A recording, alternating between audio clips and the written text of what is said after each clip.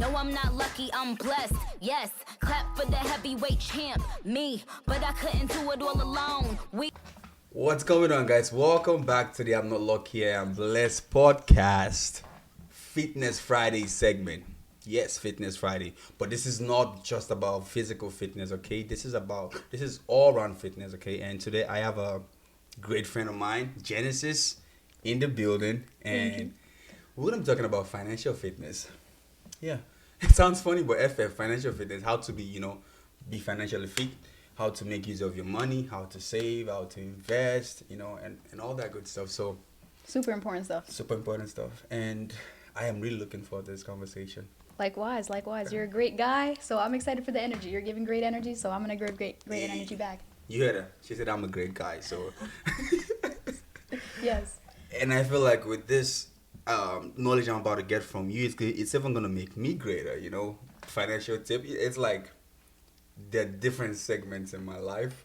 And I'm trying to balance all that segment you get, All right? of us, So, all of us. all of us, yeah, all of us. So this one is the last time I had someone come on, we spoke a little on mental health, how to be mentally tough and stuff like that. And now it's like, hey, let's get financially tough. Let's make those tough financial decisions that can help us. Maybe not today, but tomorrow, live the life we want to live. Definitely. I think that there's some great things that I'll share that we can apply today, and then obviously things that we'll have to apply for a long, expended period of time. And it's great that you started with mental fitness, because I believe first in the mind, then in the hand. And if we focus on the mind and then the money, combine those two with our talent, sky's the limit. There's no limit, actually. Yeah, there's no limit, actually. Yeah. I like how you so you said, say that one more time again, how mental fitness and then... Yeah, I believe we gotta first start with recognizing who it is that we are, and then where we are mentally, because our mind is a transmuter and it's a receiving station, right? Kind of like a radio station. We're receiving ideas and we're giving ideas often. So if we can focus first on our mental fitness, then I think we can go ahead and take that next step to whatever it is that we desire. And if financial fitness is next, then awesome. Then you'll have two great tools in your toolbox to go ahead and build whatever you want. Wow, that's nice. It's mind-blowing. Because the guy that came last time, we talked about mental health, and he spoke the same thing, starts with the mind, and then after that you bring it out, and kind of like saying... Absolutely. Yeah. Our mind is so powerful. But which of this to you comes first? Mental, physical, social, which of this fitness, the aspects of fitness to you come first? Mental fitness, yeah. Which ties into emotional fitness, I believe. Yeah. Because sometimes our emotions kind of get us away from the reality of things, because we can start to think of things like, for example, my dog died. Yes. And immediately when we think that my dog died, there's a sad feeling that runs through our body. Yeah. And that can kind of take us away from the vision that we ultimately have. And a lot of us, there's emotional things that we face, but if we can be strong mentally, then we can always come back and recognize when we're falling out of alignment. That's true. And then come back into alignment. So I do believe first in the mind and then in the hand. Oh, wow.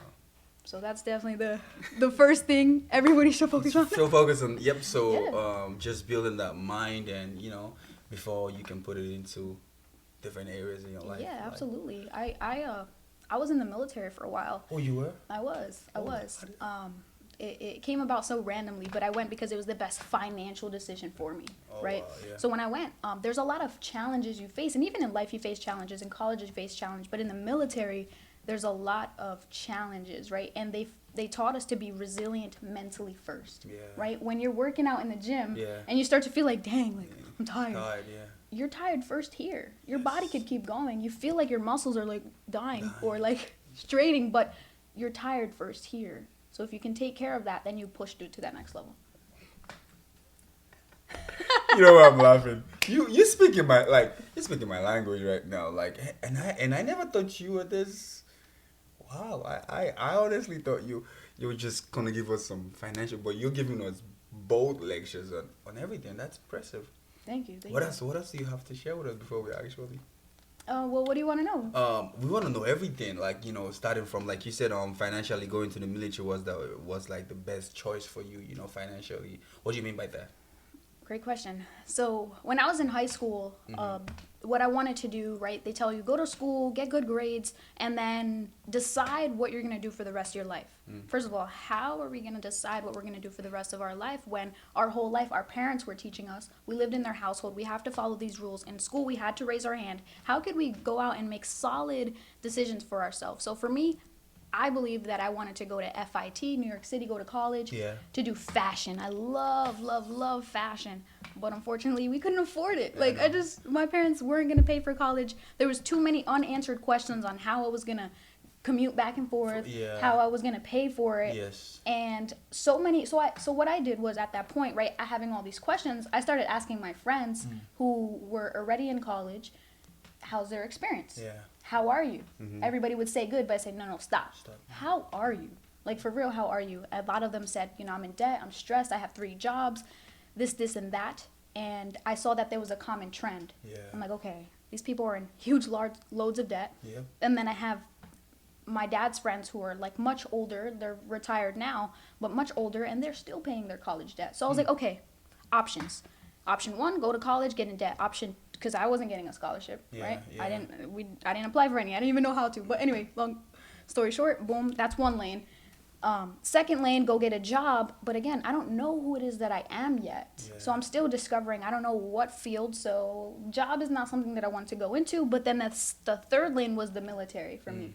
And the military, because I had a few friends that were in the military, including my brother. And I saw that in his first year, leaving or going into the Navy, coming back home to visit and, say hello, say what's up. We haven't seen him in a year. He comes home and buys a brand new car in cash. Okay. He bought a brand new car in cash. His friends are doing pretty decently financially in the military. Yeah. And then these other friends that I have are not. So for me, the best financial decision was to go there. Was to go there. Yeah, because like you said, there's people that go into school and then they're all coming out with student loan that they probably will pay off till they die. Or pass it down to their kids. Yeah, right? pass it down to their kids. That's what we're talking about, debt. And debt is one of the things that I really want us to even talk about. How can people come out of debt and not to go into debt? Yeah, and let's do it. You made that decision that you weren't gonna go into. Wow, that's really impressive. Yeah, it was more of a financial decision. Wow. Heck yeah, and it was one of the greatest decisions I could have made. But not everyone think that far, Everyone just think it's cool to. It's like the rest of the world is in debt. I can be in debt too, and I know everyone's paying to the die, so I can pay to the die too. Yeah, it's okay to do that. Like, what do you mean? Yeah, it's okay to do that. It's normal, Every single one of us is doing that. Yeah. It's so interesting. You're right. Not many people see that far. My friend says people can't see past their eyelashes. I'm like, dang. You gotta think long term. You thought long term, and so you came out of the military. Did you come out with a car? Did you buy your own car too? Yeah, actually, the car outside paid in cash. Paid in cash. I don't need a brand new car. I bought the car off my friend for like $5,000 in cash. Wow. And I was like, it works. It's a great car. It's a great car. Yeah. Like you said, mine is even. Yours even look better than mine. Mine is like 2020 Camry, and I love that because I don't have to pay monthly for a car. It takes me around. That's all that matters, Exactly. A car is. I'll share this financial tip, right? Yeah. First financial tip. Yep. A car is, I believe, it's our greatest liability. At least one of them, being that the biggest financial tips that I have, right? Yeah. Know what an asset is. Understand what an asset is, and understand what a liability is. If you can just simply understand those two things, then everything else will follow. Right? Because we can make things super complex or we can make things simple right? Yeah. So to keep it simple, a liability takes money from your pocket, and an asset puts money in your pocket. Ooh. So our car, for the example, is a liability because we're constantly putting money into it. When we buy a brand new car, take it off the lot, it already depreciates in value. Yeah. We're paying high taxes. Yeah. We're paying insurance. Yeah. We're paying for gas. Yep. And so on and so forth. Tires, oil. So tickets. It's constantly tickets. I just got a ticket today. I got one last week. Oh man, Boston don't play, but it takes money from our pocket, so it's a huge liability. So therefore, I'm not gonna go buy the biggest Lambo, or then I don't care about that. Yeah. Like, a car gets me from point A to point B. That's me. If you can afford a Lamborghini 3 times in cash, go buy it. Why not?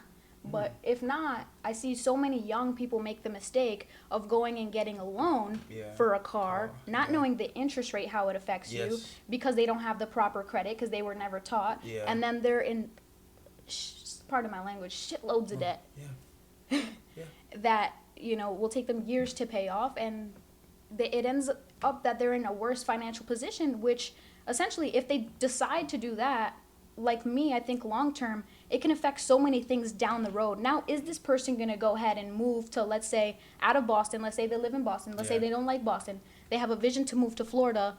Can they now move to Florida with ease or not, being that they bought the brand new car? Most people can't. They're like, I got to stay home and pay because of this car. Yeah. So you don't even have that freedom to move and... Yeah, like that one small financial decision will affect your whole life. Yeah. That's true. So we got to think about what we're taking on. Because even when you want to return the car, it's like it's going to affect your credit score or something, you know. So it's like, okay. I know people that literally just stuck there because, I have to pay up this bill before I have too many friends that said, I can't start this business because I can't afford it. Yeah. Well, you just have a brand new BMW outside, my friend. That's I love this. I love where this is going. So you said our car is our number one liability right now. It's one of the biggest. It's one of the biggest, yeah. And then what would you say it's our biggest asset that we have? And then what's an asset? And then what would you say right now? You know, what could be an asset to us? You know. Well, an asset is something that puts money in your pocket, but to think bigger beyond money, because money is just it really has no value. It's just a piece of paper, a thing that we gave value. But I think our biggest asset is ourself. Like, people are the biggest asset, no matter what. Wow. If you cultivate great relationships with people, then now you have a community. Now you have support. Now you have so many talented people. Now there's so many things that you can do together. Yeah. Even if you had no money. Yeah. Because you'll find a way to crowdsource it. You'll find a way to put it together. If need be. So people are the biggest asset, right? The most valuable thing. But in terms of, like, say, financial aspects, if we're talking about finances, right? Stocks are incredible assets. Real estate, anything that produces passive income, incredible assets. There's safe investments, there's riskier investments, there's so many different kinds of investments, but simply anything that's giving you a return on your investment is an asset. This clothing that we have on, for me, is an asset because I pay a certain fee for it, to get it done, to get it everything completed, and then when I go and sell it, I flip it for a profit and I make a return on my investment. You know? So if for people that want to start their assets, I believe first they have to understand where they stand financially. And what I mean by that is like, okay, how much money, if we break it down simply, how much money is coming in per month and how much money is going out per month? If you can simply just add those numbers, how much is coming in, how much is coming out, then you'd be like, oh, okay. Am I breaking even? Meaning, do I have zero at the end of the day? Am I in debt because I'm over leveraging myself and spending way too much? Or do I have surplus where I can now go ahead and be like, all right, cool. Now I have options. So we got to first understand that. And I say month, but really what I mean is year. Where do you stand for the year? If we could take it year by year, but break it down simply by month, week by week, then we'll have a better picture on what we can literally do today to be like, okay, how can I increase my finances? How can I increase my network? My net worth, matter of fact. How do I even determine what my net worth is? Most people don't know how, you know? So I get passionate about these things as a young woman because nobody taught me, but now that I have knowledge and I'm still learning every day from great people, I can pass it forward so someone can condense their time frame. You know? I want to share a story with you. Good. My story. And why I am so passionate about finance and trying to make better financial decisions in my life. So when I came here, you know, I'm Nigerian. I came here like 6 years ago. I didn't know anything about credit. I didn't know anything about, you know, I literally just, they left me here. You get me? I got a scholarship from my government to school here. So just boom, left. No mom, no dad, no family, no brother, no sister, no one to give me advice on anything. But I was already disciplined at home not to do stuff, you know, don't do credit. If you don't have, you don't have. That's what we do in Nigeria. No one owns shit on credit.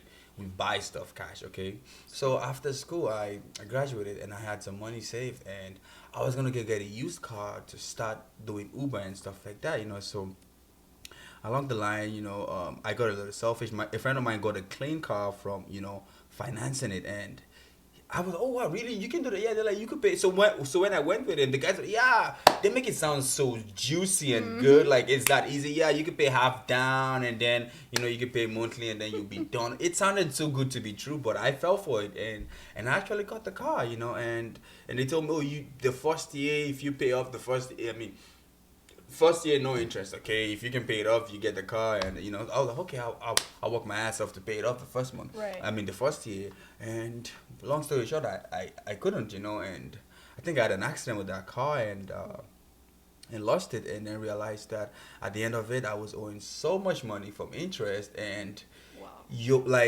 I paid a down payment. Literally, if I had used my down payment, I would have bought something cheap but good. Right. I would have gotten myself a used car at a very good price, and so I made this mistake a long time ago, and even till date I still, okay, it is what it is. I learned from it, but I'm just sharing the story, and also like, how can we help people to make wiser decisions with their money?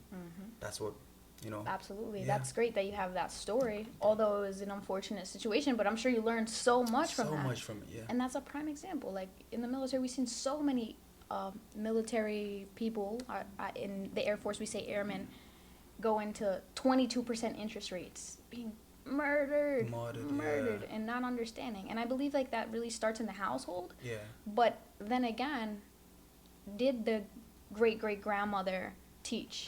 Did the great-great-grandma teach? Did grandma teach this? Yeah. And if not, someone has to go and freaking switch directions to go learn it. And that's how I felt. Yeah. Because I come from a family middle class. Yeah. My mom, she was a single mother, but then we, were blessed with an amazing guy in our life who became my dad. I call him my dad today. Yeah, shout out to him. And shout out to him, for real. And, he stepped up, and they worked hard. They worked so hard. Literally, I remember, like, after work, I would want to go to the park. They were too tired to go to the park. So seeing these things happen, and then seeing the habit, and seeing, like, how, like, the community was like that, and how family was like that, and how neighbors were like that, I'm like, okay, there's a trend here. And as a young woman, as a young girl at the time, right, I'm noticing these things, like, okay, like, I want to be rich. Like, I'm literally thinking, like, I want to be rich, Mom. Yeah. Like, I see this on YouTube. I want to be rich. Yep.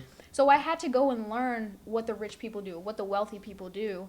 And then now that I learned it, I spend the majority of my time sharing this information with the closest people to me. So that way they can build their financial fitness. And most importantly, my young cousins. So that way they can at least be a little bit more ahead and not go into college and get that car.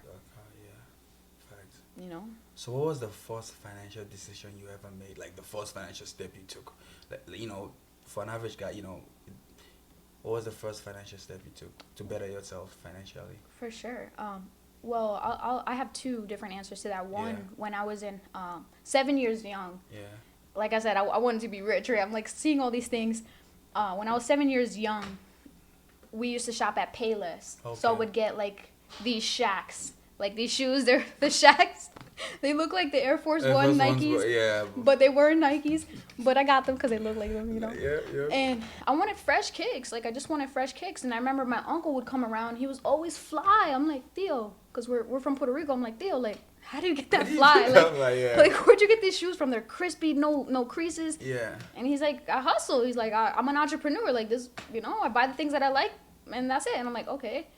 So I'm like, well, I want these things. You're going to have to hustle. My mom wasn't going to go buy Jordans or Nike. She's like, we're going to Payless. Yep. My Uncle Willie worked at Payless. We had a discount.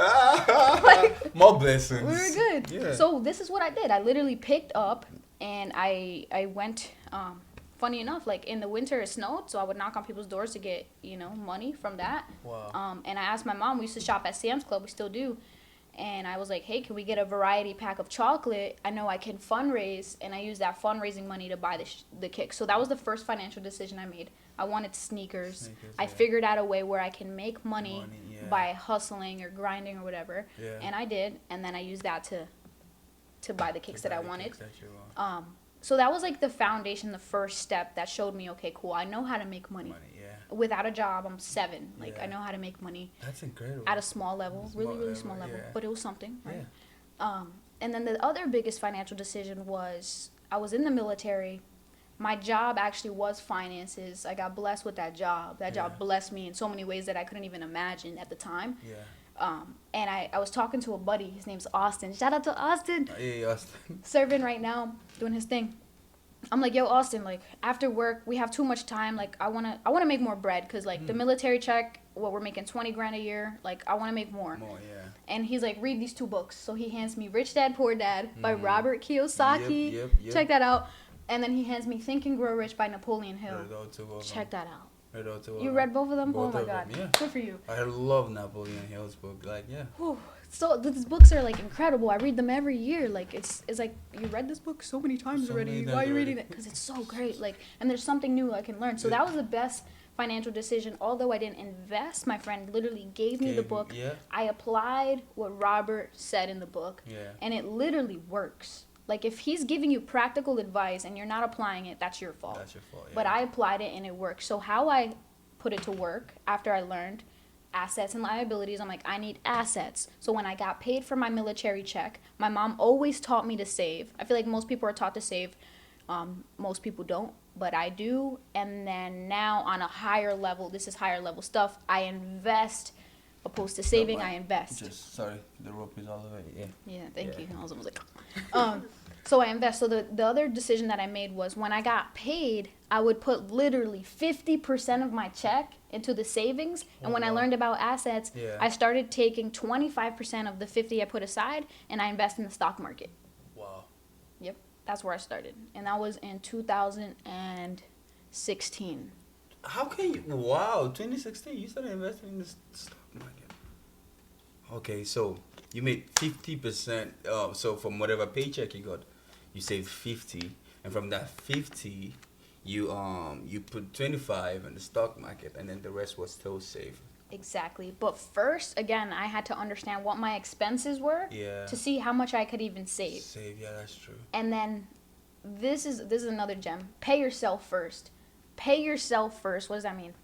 When you get in a check from Yeah. wherever it might be, you get in a check, put money aside first for long term, for savings or whatever, and then go pay your bills.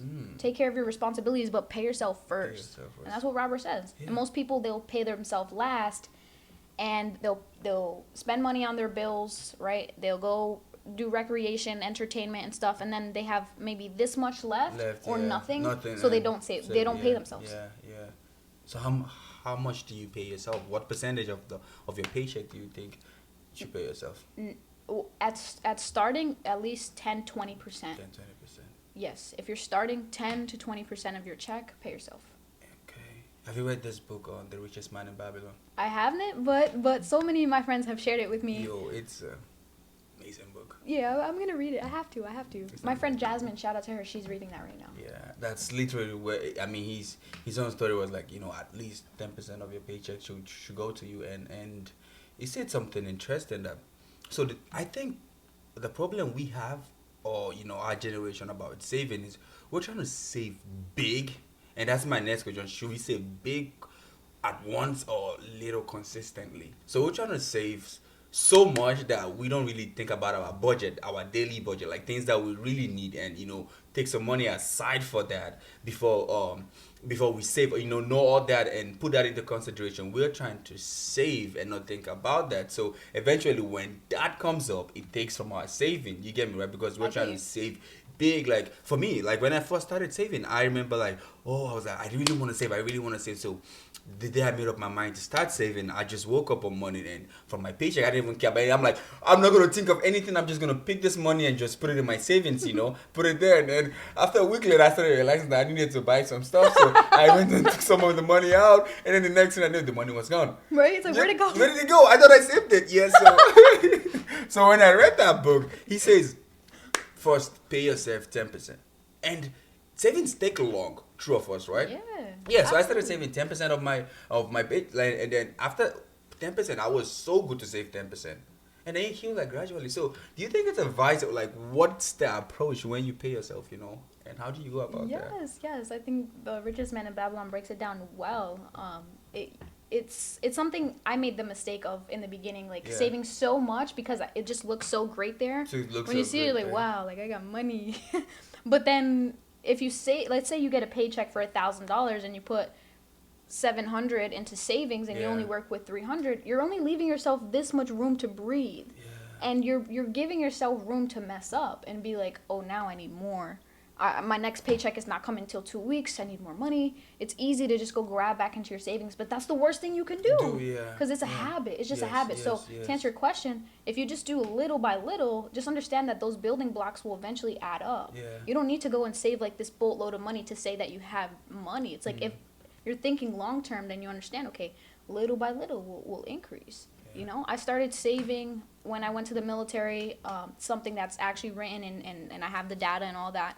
I got paid, I believe it was an $800 paycheck per every 2 weeks, bi-weekly, so $1,600 a month after taxes, and I would put $400 aside. But I knew that my bills were only $129.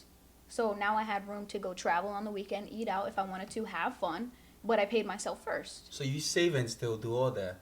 Yeah, but now the numbers are increased. Yeah, no, I know. I'm not. There's something that you still travel when you're saving. That's. Hey, let's talk about how do you do that? Like, you know, how do you still save? And because I see people save and don't have time to travel and not, you know, agree that life is still out there other than saving. You know, they just save everything and look unorganized and stuff like that. Like, how do you still save and still travel and still? Yeah, heck yeah, that's what's so cool. It's like everybody has the ability to do it. They just have to know the math. And most people don't like math because in school they taught you exponents. Yeah. And they're like squared, like, Squared. what is this, bro? Like, am I going to use this? No. But if we just go addition, subtraction, multiplication, division, then that's the only math we need, in my perspective, unless you're like an architect. But again, you got to look at what are you making a month? And then what do you know for certain you're spending per month? Like, do you have a residual car insurance? Do you have a residual gas? Do you have a residual bill, your phone, rent, or mortgage? And then when you can add those numbers and know what's coming in, then you're like, okay, now I know what I'm at least working with. Because I can see it. And that's important to write it down. Like, people are like, I don't have to write it down. I could just do it right here. Write it down so you can literally look at it. Wow. And then when I look at it, so for me, a goal of mine is to always travel. I have to, I love traveling. Like, what's the point of working so hard and not being able to, like, explore and live life? I love traveling. So I always make sure I know what my bills are. I know what's coming in, and every month is a little different as an entrepreneur, right? And with that, you know, I'm like, okay, I have to put this aside. I know I'm going to save and invest this. Okay, cool. Do I have to go out with my friend Elaine on the weekend because she wants to go party or whatever? Or can I say, nah, I'm not going to go do that, but next weekend I'm going to Boston. I feel like too many kids want to have so much fun drinking and smoking and partying and all this stuff, which I get it, but, you know, prioritize what's more important, you know? So when I was in the military, saving the little bit of money I was making, the $400, and my bills were $129, I knew that I had a certain money to do whatever, whether I was going to go buy clothes. See, most people would just go buy clothes or whatever, go out to eat. But I wanted to travel to Texas. I wanted to travel to Arizona. So I knew how much money I was working with on a 2-week basis because I was getting paid every 2 weeks. So just know where you stand. How much are you spending that you know for sure is an expense? How much are you making? Do the math and then see what's left. And based off what's left, start to divide it. This goes here. This goes here. This goes here. This goes there. We gotta have fun, you know. So, you get your paycheck. Like, what are areas that everyone should? So when you divide this money, what are some good areas that we should have in mind? You know, like when the money comes in, what are areas that we should allocate our money to? Me personally, I have to mention this. I am not a financial advisor, right? Legally, I'm not giving any advice. But these are things that I personally do, right? I invest in things that will give me a return on investment. Meaning, if I'm putting $10 here, I at least want $16 back. I want $16 or maybe $2 just to be really, really conservative, right? 20% return. Yeah. I at least want a 20% return. So I'll invest in stocks like AT&T. Again, I'm not giving you any advice. Do not, go do your own research. AT&T stock yields about, I want to say, 7% return on investment. Yeah. So every quarter they'll pay me that. Oh wow. So if I go buy a stock, I think it's like $28 right now, $30 right now. If I go buy a stock, I know that based on how much money I have invested, I'm going to make at least a 7% return on my money. So not only am I saving money there, which is building equity, right? But my money is working for me and making more money. And in every quarter, it compounds. Every quarter, it compounds. And so to keep simple numbers here, let's say I have $100 invested into AT&T. I'll make a 7% return on investment. Meaning now I have my $100 turned into 107, and then next quarter, it's not going to be $7 return. It'll be like let's just say an $8 return, because that 107 now is now making 7% return. So over time, it'll compound. So that money is always going to be working for me, paying me right back. So now if that's how I actually save my money, investing in safe investments and risky investments. Now I know my money is always working for me, and the money the return on investment is higher than any bank will ever give us. Yes. Because when we save in the bank, and I can give so much information, but Please. when we save in the bank, we're only yielding 0.05%. That's nothing. We're talking pennies. There's so many better vehicles out there that could make your money work for you if that's your goal. Yeah. Wow. So you're not even a fan of. So then when you save, what do you save for? If you're basically more into investing, but I know you still say you save. What do you save for? Yes. So I personally save for any emergencies that I'll have. Oh, okay. Any emergency. So I have an emergency fund. A portion of my savings goes into long-term safe investments, and these safe investments will never lose money, right? The stock market, people are like, oh, it's too risky, way too risky. Like, I'm going to lose money. I know friends that lost money. Okay, do your research, understand that there's way to play. Why is Warren Buffett one of the greatest investors of all time, and he invests in the markets? If he could do it, I could do it, So I put my money into emergency fund, a portion of it into safe investments that don't ever lose money. They only increase in value. And there's tax benefits to it. There are long-term investments. So, for example, Index Universal Life Insurance. That's something that I invest in. That's where I put a lot of my savings into, and that's something that I'll reach into when I'm retired, or if I need to. I probably won't have to, or something that I'll just be able to pass down to my family. I'll never spend it. And then the other portion of my savings goes into the risky stock market, foreign currency markets, Bitcoin, crypto. So I split my savings in three ways. Emergency, safe, and risky. Wow. So we know emergency is like, for whatever comes up, from your daily life, right? Those are the emergencies. What's a safe investment?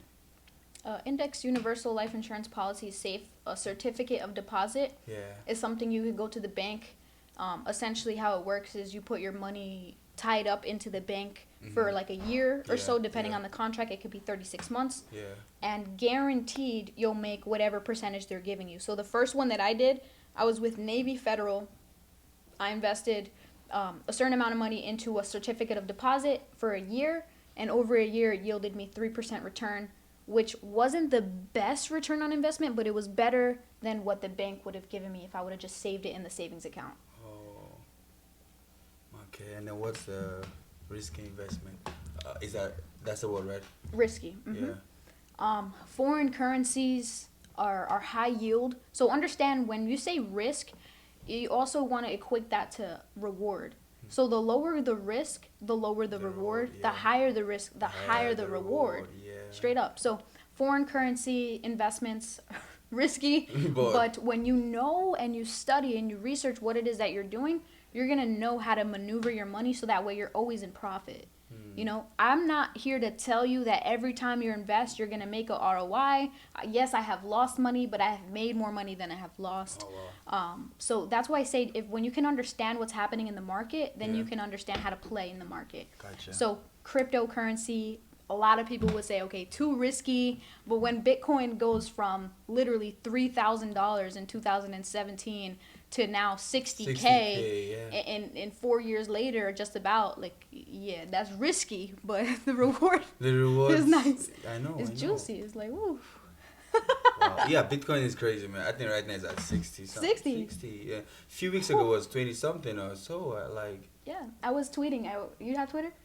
I really don't use it a lot, No. but I just got on Twitter. I hear it's a great way to go viral, so we're just looking we for gotta anyone tap. Yep, tap into it. Gotta Yep. tap Hey. and I was tweeting about it when Bitcoin was at 11K in 2020 in like October. Yeah. It was like 11K, and I'm like, Bitcoin's at 11K, hop in. Then I'll write Bitcoin's at 17K, hop in. Bitcoin's at 28K, Bitcoin's at 45K, Bitcoin's at 52K, Bitcoin's at 60K. 60K. Months. Months. Yeah, if you would have just invested at 11K, yeah, you would have been. you're up like 600%. Wow. Are you kidding me? And The bank is not the giving bank you is not giving you that in months, you know? Yeah. in years. Talk about And years. yeah, people don't know.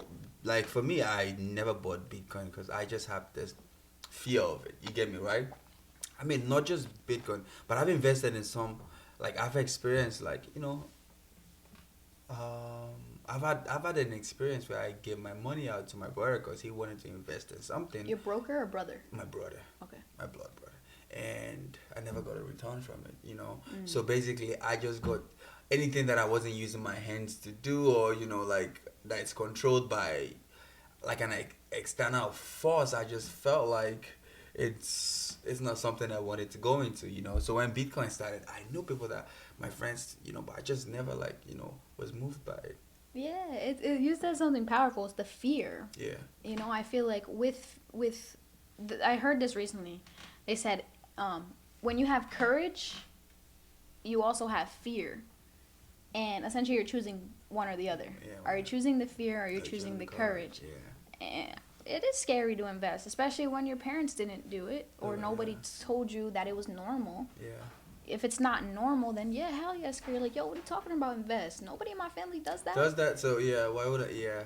Yeah. I mean, but there are also so many things that no one in your family, do, or you're doing it, so you might as well just. You gotta get out of this. Whatever you want. Yeah. Whatever it is that you desire, whatever you want, the answer is out there. And we were talking about it earlier. Asking, you shall receive. If you ask, then eventually the answer will come to you. And then even just be proactive in doing your research. Yeah. If you're scared, or if anybody out there is scared of investing, go to YouTube. I mean, I'm not saying like take the trades that YouTubers are saying, but you can learn fundamental things off of YouTube University, straight up, that can help you become at least a little bit more aware of what investing is and what it could do for you. And if you like it, obviously, then you'll just dive deeper. Start reading books. Yeah. Start studying Warren Buffett. Yeah. Study Warren Buffett. Yo, for real, he's a great investor. He's good. Yeah.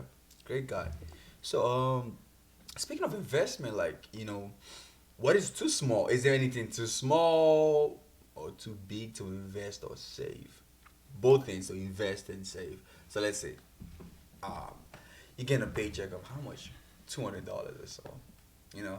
I just want to take it to the lowest possible rate.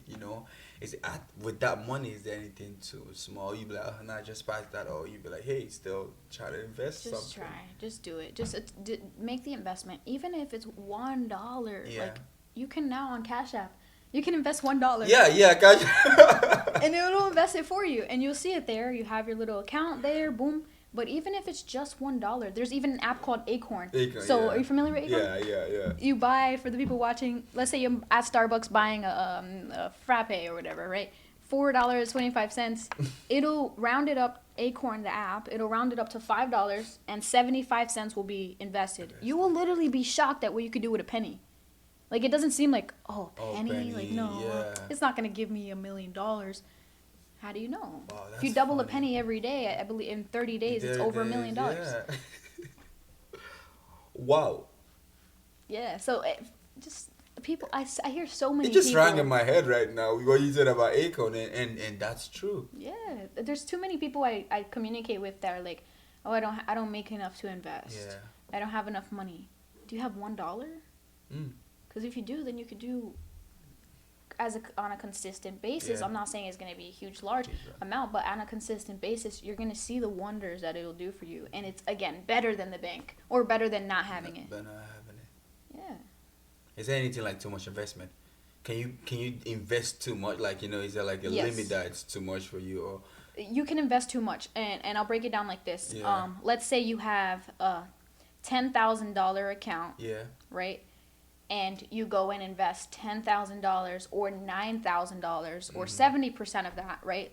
At a minimum, let's say $7,000 out of that 10K into an investment, you're over leveraging your money. So if that investment were to flop, you're risking the majority of the money. Yeah. So that's why I allocate. That's why I put certain percentage in safe, certain in emergency, certain in risk.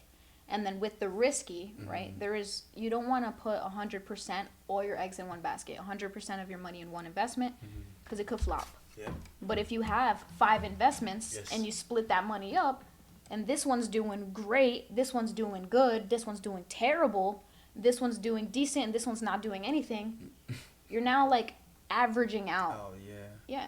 Some of them are doing great, some of them are not. Yeah. But overall, you'll see the math. You'll be like, okay, cool. Like, it's good that I didn't put all my money in this In this, because yeah. this one's trash and this one's incredible. I wish I put more money in money here. in it, yeah. But investors are always saying, I wish I put more money here. I wish I put more money in Bitcoin.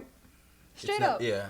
But I made it a solid investment move with what I had. Yes. Wow. So literally, and you said something like so powerful. Cash App can literally invest $1 for you. You want to hear something? My first investment ever was $10. Really? On Cash App, and a friend of mine was like, "You should invest." I was like, "Okay." Let me just put $10 in and see how it goes, and I put it in, and I just forgot about it.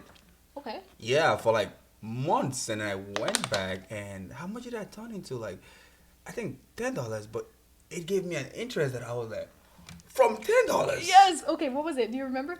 I think it gave me around like $2 or something extra on that, and I invested in Tesla. Nice. Yeah, so that was like sometimes last year or so. I just bought it like randomly, you know, and just left it there. So when I came back and I saw an interest, I was like, oh wow, from $10, I get this. Yes. So what if I had invested $100? I would have got it. I was like, okay, the next one I'm gonna increase it. So basically, like that was what, like, the fact that I saw that little interest in just I mean, not even if it took a while, but just seeing your money, $10, like literally, Exactly. was it even? I think it might have even been less than $10 or something that I invested. But when I saw that, I was like, oh wow, so this is how this thing works. Exactly. So yeah, and then I started investing, and now boils down to the next question, like, oh shit, it just slipped my mind. I think it's like, what's the maximum amount should someone, like, do you think there's a, you know, like, you know, people should invest their maximum, or you should always like stay in the middle, or split it out? Like, so if you have, let's say, $1,000 and you want to invest, do you think it's advisable to put all that money to one company, or just like, you know, spread it out? Spread it out a little bit. Everybody has different goals. Yeah. Me personally, and I can't advise on this, but me personally, I invest 3% of my account. So Okay. if I have $1,000 account, I'm gonna Yeah. invest $30 into something, and it doesn't seem like a lot, but $30 could do a lot, because now we're talking about how can we compound that? Yes. How can we turn 30 to 45, 45 to 60, so on and so forth. Wow. You I know? like something you said, compound interest. You've read that book? Absolutely, the compound effect. Compound effect. It's just amazing how little things make a huge difference. Yes, And and we can literally tie that to our goals. Like, I feel like finances is similar to fitness, yeah. and it's similar to whatever. Like, if you want to start a business or go to school, like whatever goal, any goal you Any set. goal, yeah. I feel like most people, they don't continue because at first they go intense. They're like, I'm going so hard, but they can't sustain that intensity, so they burn out. So you burn out. That's me. Oh, really? Yeah, that's my financial decisions. Like, you know, man. I wake up and I say, oh, because I'm behind on, you know, when you hear what your friends have saved, and you're like, oh, I'm behind. Okay, let's let's try to double up, Double it, right? yeah, double it and try to make it, and then at the end you just come back to nothing again. Yeah, it's square So one. square Because one. you're like building on a house of cards. It's like, shoosh, I can't go this hard for so long. I can't sustain this growth. I took a huge leap that I couldn't, even withstand. So I have to take a step back. And it's like long-term consistency always beats short-term intensity. Straight up. And just like at the gym, right? A lot of your audience is fitness into that. Yeah. When you go to the gym, do you walk into the gym and expect a six-pack? No. Especially if you didn't walk in with one. One. Yeah, heck, it's gonna take some time. Like, how much time? Like for someone like me, right? Like, pretty fit. Yeah. What do you say? Like 30 days. I'll start to see. I always love people. I give yourself more than that, because you might make mistakes in between. Mm-hmm. It's not like we're humans. There's gonna be room for error. So there's gonna be error somewhere. There's gonna be Krispy Kreme. Yes. So let's put those in there too and be more realistic and set those goals. That's fitness. That's what I always say. Like, if you have someone is like 3 months from now, start working 5 months before then. Gives you enough room to make mistakes. Give you enough and still correct yourself, because let's be honest, you will still make mistake. Mm-hmm. So if you don't put that in consideration and you have 3 months and you start doing it and you make those mistakes still, because we're humans and some days we go off track. Mm-hmm. It takes away from those 3 months, maybe 2 weeks or something. So how about you give yourself those 2 weeks so the 3 months is still there? Right. And yeah. Exactly. So similar. Yeah, it is similar. Yeah. Because we're gonna make mistakes in between. So we just have to work with that mindset. I am learning from this. I love that. Yeah, yes. Like, it's interesting. But so you talked about traveling, and what is your... So there's this book I read. It's called "I Will Teach You to Be Rich." I don't know if you've... I Will Teach You to Be Rich. Yeah. I would love to read that. Seth Godin, Indian guy, very, very big on finance, and he says everyone has their priority budget, like things that you love. Mm-hmm. And for example, I'll give myself another example. I love shoes. You get it, right? But I don't like traveling. Okay. What shoes you like, by the way? I like all kinds of shoes. Like, I like expensive shoes. I like great shoes. You walk around with the red bottoms? Yep, I would walk around with red bottoms, but you would never see me go outside to eat or, go to a restaurant and eat. So it's like, because you just have to look for that thing you like and go in on those and save on those things you don't like. Mm. So you wouldn't see me travel for traveling's sake. Okay. And you know how much to travel? So let's say it's like $500 to travel, you get, right? And I want a shoe of maybe $100 or something. I would not travel, but I would use that traveling and put it into getting something that I like. So, and also eating outside. I don't like eating outside, but I know friends that love to eat outside almost every day. And it's like, so when you're eating outside, I'm saving that money to buy something that I love, Right. Yeah, it's a very, very funny concept, but that's kind of like how... And with that, it helped me. So now I'm back to this question that, when you travel, like, how long do you take to save before you travel, or, make huge payments? Because some people just want to buy something today without even saving up for it, Do you advise that people should just swipe and buy huge, or, save gradually? Definitely save gradually, always. Like, if you have a goal, understand the goal, see where you stand financially. It just really goes back to those simple things, and then you can make your moves accordingly. It's like you're playing Monopoly. You know what you're working with. You know what tools you have, and now you can understand how to play the game if you can understand those simple things. Obviously, there's deeper to the extent, but for me, like, man, I feel like because I've built this muscle, this financial muscle. I don't have to be like, I have to wait to travel. Like, I'm going to New York. Like, after this podcast, I'm gonna go pick up this design from my friend Eliani. Shout out to her. She's custom making this dress for me. I'm gonna go pick that up, and then I'm going to New York. Oh wow! So it's like I've practiced and built this muscle of allocating my funds, knowing how much I'm spending per month, knowing how much is coming in per month, and then I'm like, okay, cool. I don't even need $500 to come to Boston. I didn't spend that much. I think it's maybe like less than $200 to come here for the weekend. And I had an incredible time with my family. And you saw on Insta, we ate some awesome food. And that's what matters. So it's like, I feel like people have this conception of like, if we're talking specifically about travel, that it's thousands of dollars I need to spend before I can go. What are you talking about? Just know, like, you just need, this is how much you would need roughly. You have that in your checking. Perfect. You know, I'm not tapping into my savings in order to travel. Yeah. I just have a certain excess of money in the checking that allows me to be like, all right, cool, I'm going here. Yeah. April, we're going to Costa Rica. We're going to Miami in July. Like, we're going to Mexico again. Yeah. Like, you know. Wow. But if like you like kicks, you like sneakers, so of course, like when you're getting paid, if you can split your money up, then you know, okay, boom, I have, let's say, $500 left.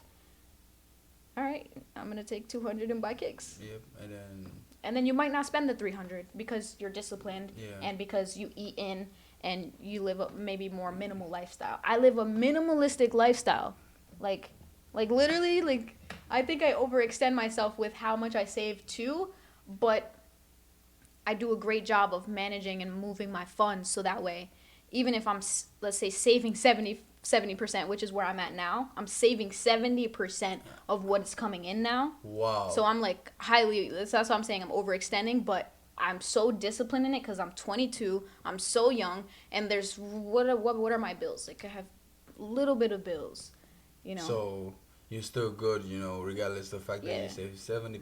Relative to what I'm making, I'm in a great position. I'm blessed to be in a great position, but it's not like I'm different than anybody else. I just learned these financial tools early, which might seem boring to people, but if we're out there and we're 18 and older or whatever, and you have to go now fend for yourself and like learn how to fish and like learn how to get your first apartment, right? Or learn how to pay for college, or learn how to buy that car that you want, or that phone, or whatever you want. Like, if you can understand the finance game, you can have all those things.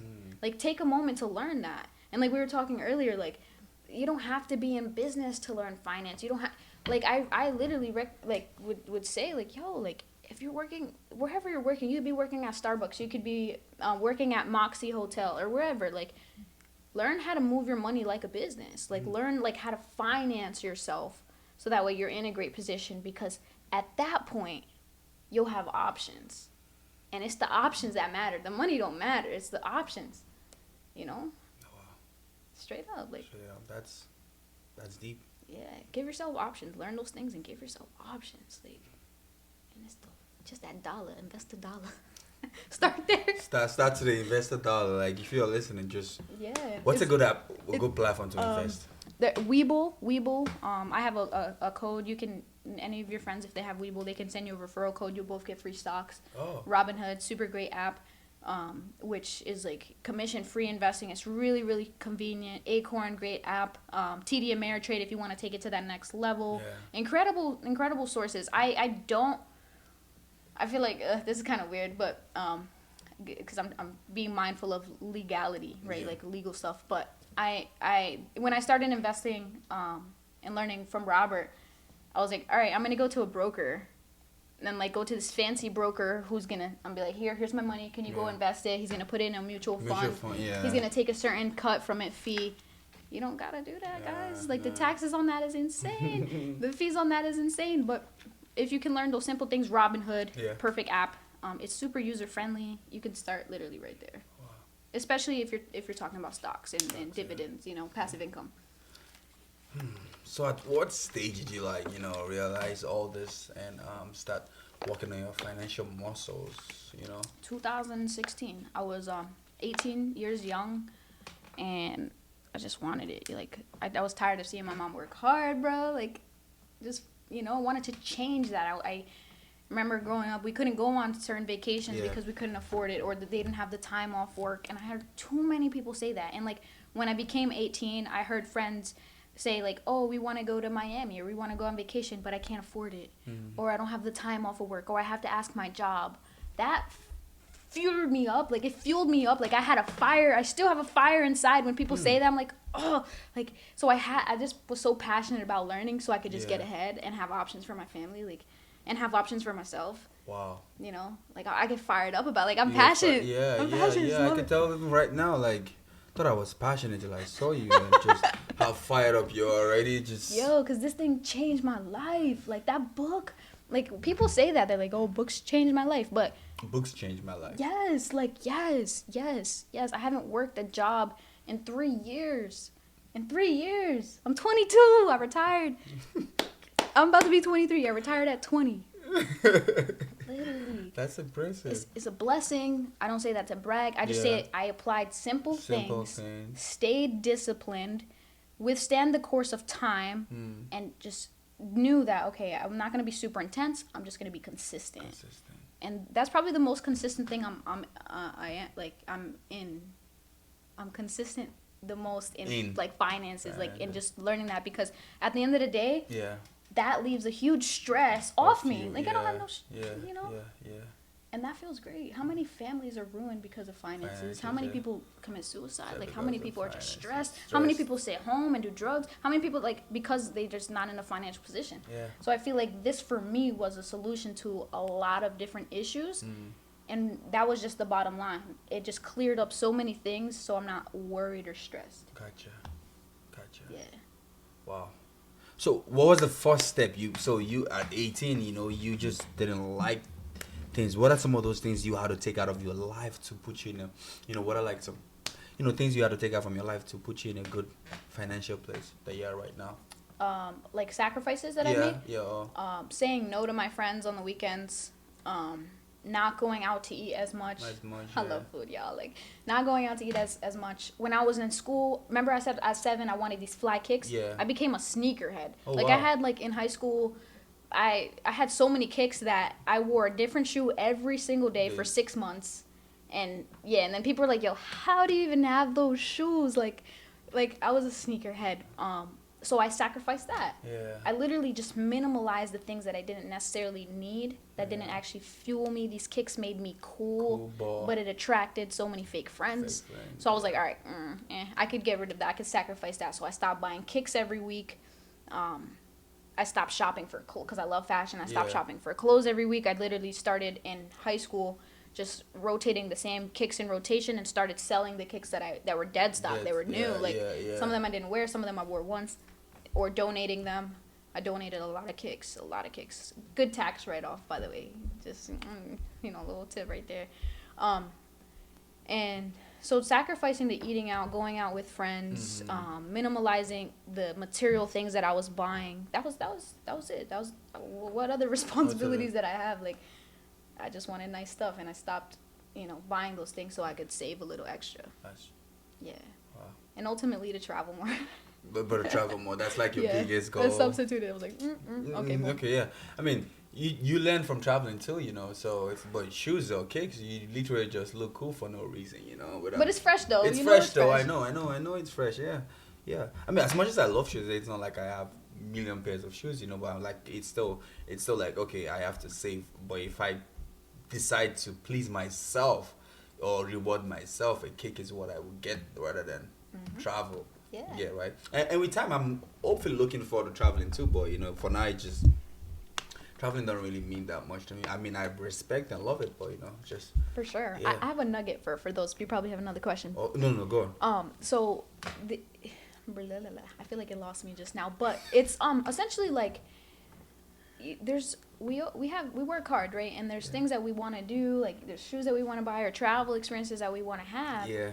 I feel like we can do these things, and if you feel like, no, I can't, then again, just look at your balance sheet, your P&L statement, your profit and loss statement. Just look at, like, people don't even talk about this, all right? So this might be a little out there, but just break it down. Again, to keep it simple, how much do I make? How much do I spend? And if you feel like you're at a break-even point where you're like, shoot, like, Genesis, I wish I could travel more. Like, I want to, but I'm making $2,000 a month. I'm spending $2,000 a month. I'm pretty disciplined. I'm not in any debt. But, like, how do I get to that point where I can travel? Like, what do you recommend? Okay, look at what you're spending, like what your expenses are. And maybe it might be something like car insurance where you have to pay it per month. Find out if there is a way. Matter of fact, there is a way.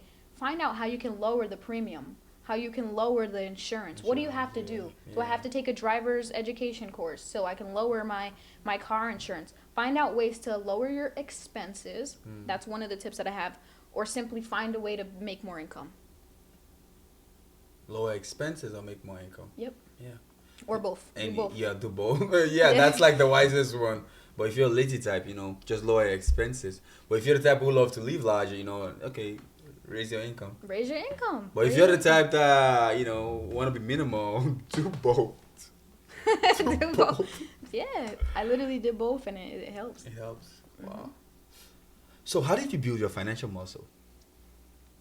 Reading and applying. Oh wow.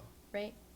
So it's like working out too. Yeah. It's, you don't learn how to do a push-up by literally reading. You can read and be like, okay, I have an idea. Yeah. Now you only have an idea, but you learn how to do a push-up by Applying it. by doing a push-up. Yeah. And eventually you get better. So same, like I started to read to become aware of the information, Yeah. and then I started to apply it to actually have knowledge. And then over time, a lot of mistakes, so many mistakes, and I still make mistakes to this day. Today, yeah. But just staying consistent on the path, learn, like when I first started learning assets, liabilities, breaking down my income statement, and being repetitive with it because it's so important. And it's like so simple as well.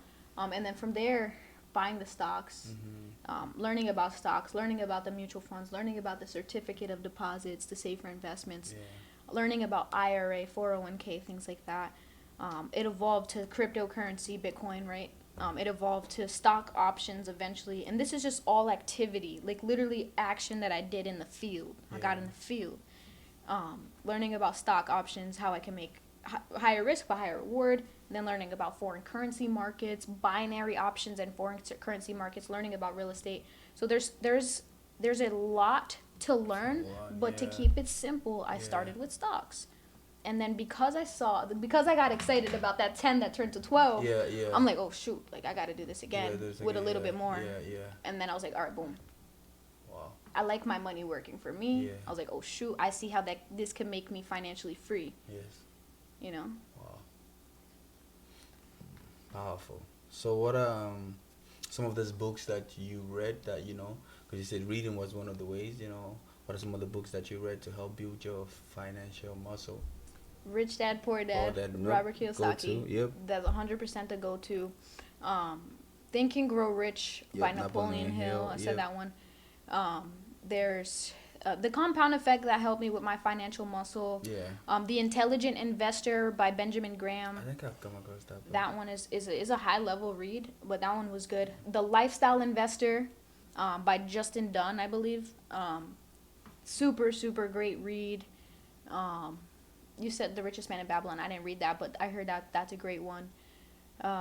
There's The 4-Hour Work Week. Yeah, that one's incredible. I've seen that book too. Cash Flow Quadrant, Robert Kiyosaki again. Like that book is so fire. That book, The Business of the 21st Century by Robert Kiyosaki. There's so many Robert Kiyosaki books references and books like that. I'll be like, boom, just go back to him because he's a billionaire. He's a financial guru. Like this guy is doing what he's doing. I read a lot of books, but I feel like most of the books that I've read are more personal development. Yeah. Like more of like mindset more of like characteristics, personality, like that. But I really believe like if you just read Rich Dad Poor Dad, like that'll give you a huge grasp. I'm like, oh, I see what she's talking about. Like I see. Okay, cool. Now let me apply. And then from there you'll find other books. Patrick Bet-David. I love Patrick Bet-David. Like Next five moves. Whew. Patrick Bet-David is insane. I've listened to all his episodes on podcast, YouTube, and he's so great. He's so fired up. Oh, so fired up. His energy is next. Yes.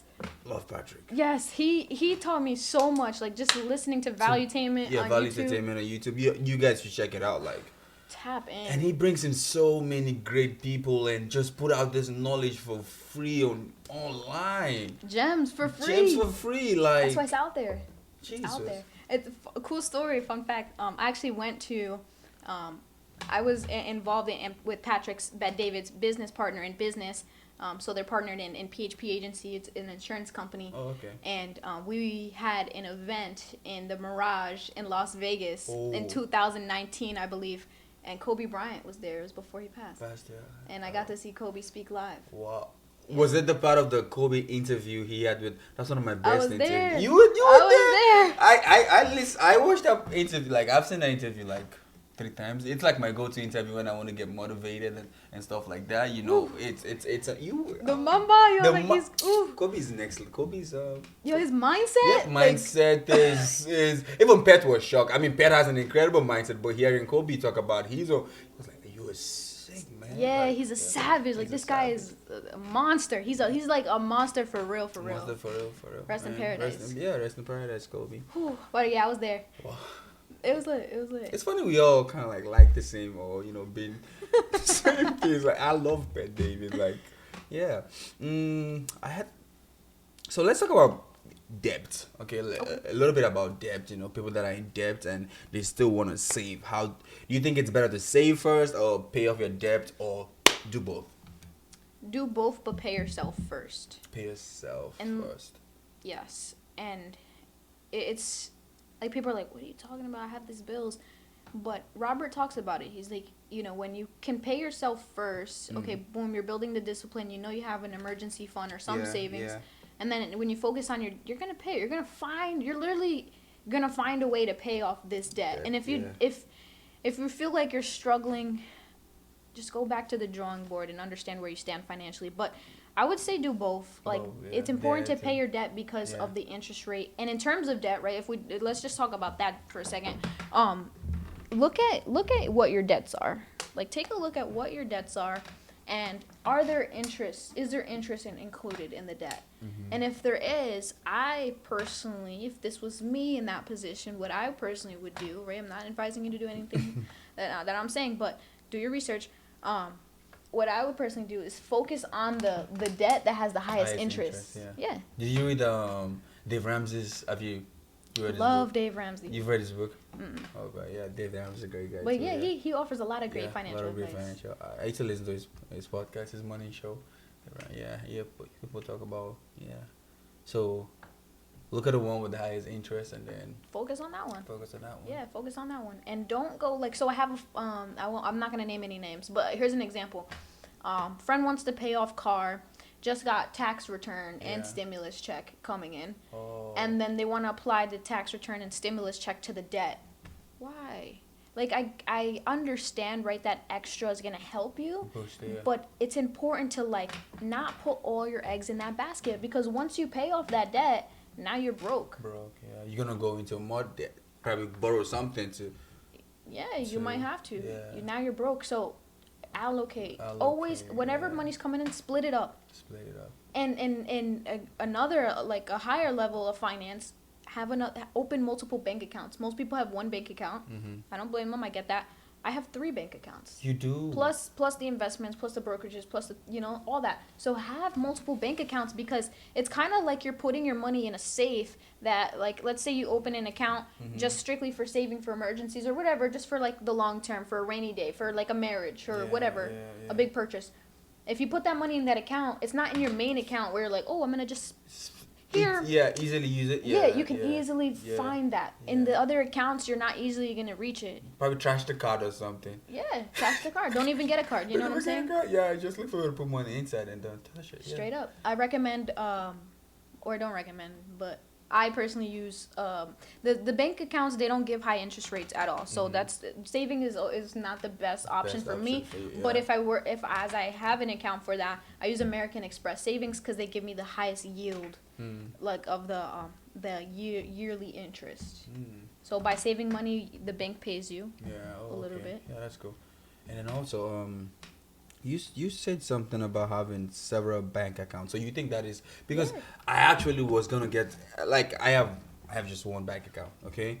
And it's funny because we think of the maintenance fee. So we think about the $3 decisions, and we worry about that, but we don't think about the $3,000 decision. Literally, if we save in those accounts, because we are trying to say, okay, they're gonna charge us maintenance fee, because that's the mindset I had, and now it's starting to make sense. Right? It's they're gonna charge you maintenance fee, but then it's they will charge you or something. I mean, go to a bank that wouldn't charge you a lot on maintenance fee, but this will still help you save, which is the most important thing. Because if you say, okay, because they're gonna charge me that, I'm not gonna save it in that account, what happens to the money? You still eat the money, right? Did you save? No. Oh no. Yeah, no, I'm just like asking myself question, like Okay. talking to myself. But if you at least they charge you $3 or something, but you're still saving, you're still winning.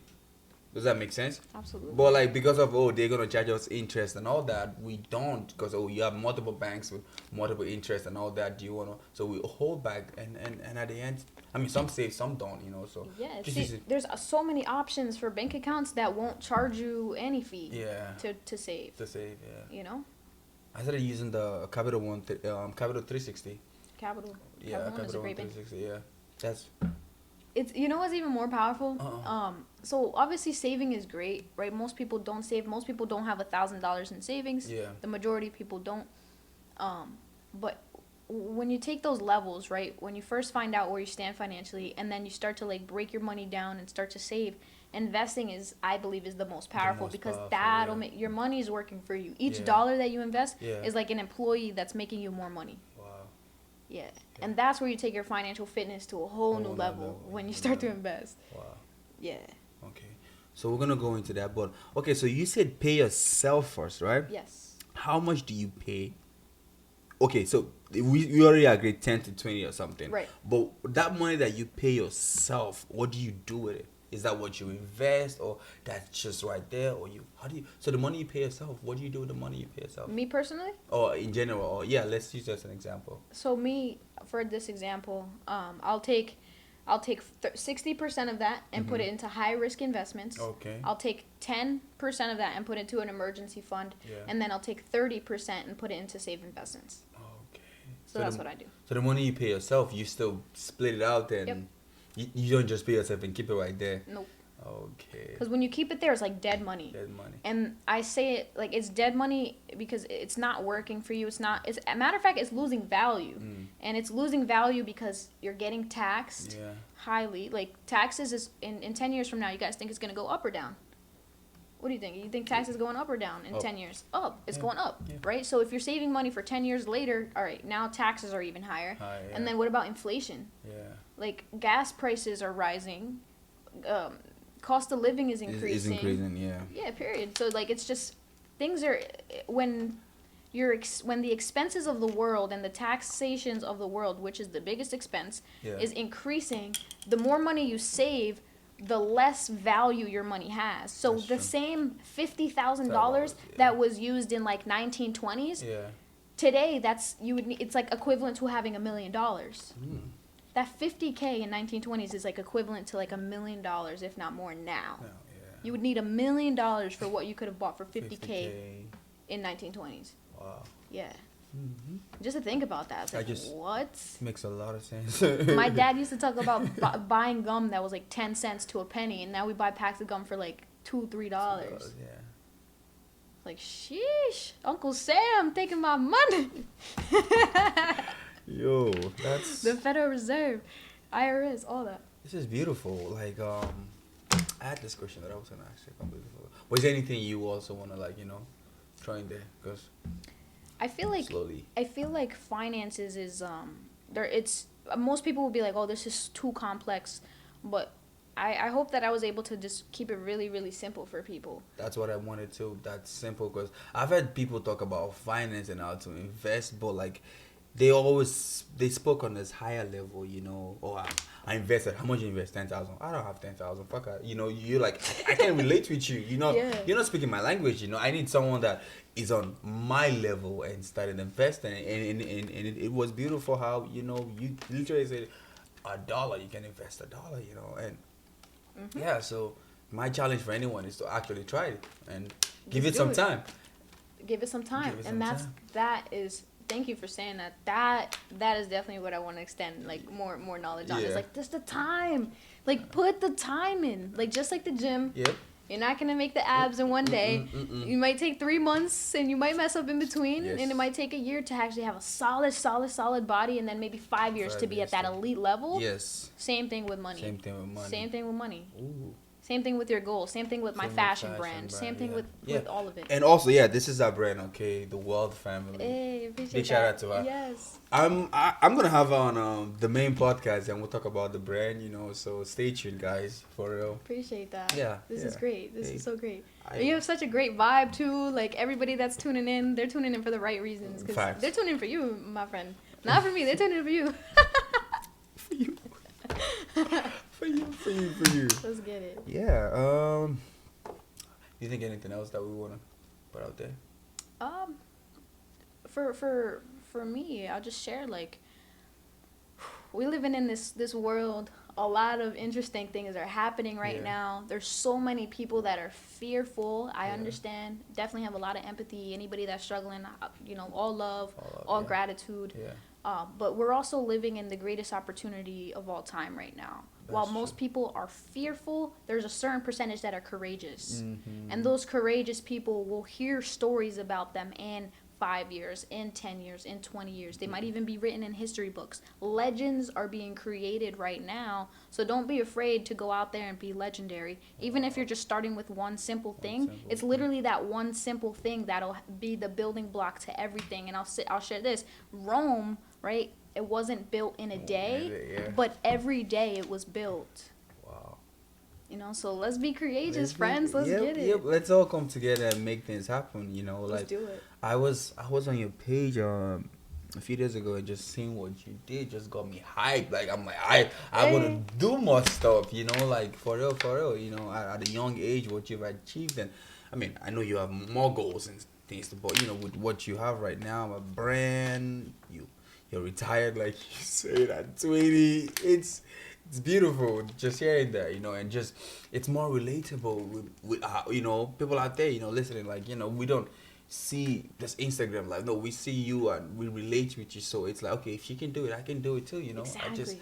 I just have to get started and Just get started. Just get started. Stop sitting on the couch thinking about it. about it. Apply the thought. Yeah. Make in just one little thing. And I feel like with me, I wanted everything to be so perfect. Yeah. Oh wow. I was like, dang, I want to start this fashion brand. I Yeah. had this idea for years, in high school. Yeah.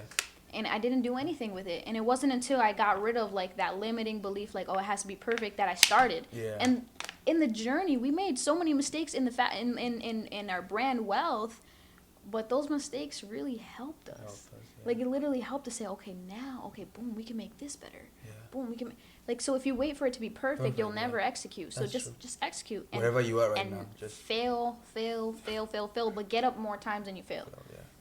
Yeah, and it's Hey. so many of the greats say it. Yep. That's Success fine. leaves So- clues. That's my line. Hey, That's my line. That's literally why I read books. I actually got that from Tony Robbins. Success leaves clues, and that's why I read, because I'm like, success people definitely leave. Poverty, we already know what being broke feels like, because that's where we Yes. came from. But like, okay, let's. So yeah, that's a good one. Success leaves clues. Straight up. Let's get it. Oh boy, one more question. Yes, sir. It just came because you spoke about mistakes. So what are some financial mistakes that you've made? When you started this journey, some financial Definitely. mistakes. Well, one of them, oh my gosh, I remember. Okay, so I invested a couple grand in Tesla stock a couple years ago. And at the time, I had my real estate license, so I worked. This was like the last job I had. I worked part-time at Home Depot. Yeah. Because it was a great place to network and to find people that were buying and selling homes or building them. So I was like, let me work here. And I remember Oh. being in Home Depot. Home Depot, yeah. And I'm like, in the news, it's like, the market is crashing. Like the market's crashing. We're going into a recession. All these things. And I'm like, dang, like, I don't want to lose, so I'm going to sell. I sold my Tesla stock. I had it was for profit. I sold for profit. But if I didn't sell those stocks, I'd be up over 40 bands. Are you serious? Yeah. So I still profited, but I just made a mistake of selling way too early. Too early, yeah. But I just laugh now, and I'm grateful because now I'm learning not yeah. to let like the media and the mass majority put fear Yeah. and manipulate my financial decision. That's true. That was a huge mistake, That's bro. a huge mistake, wow. Huge learning lesson. That's a huge one too. I like that, for sharing that. So in a situation like that, you already said that we shouldn't listen to the media and let it just go with your gut or something.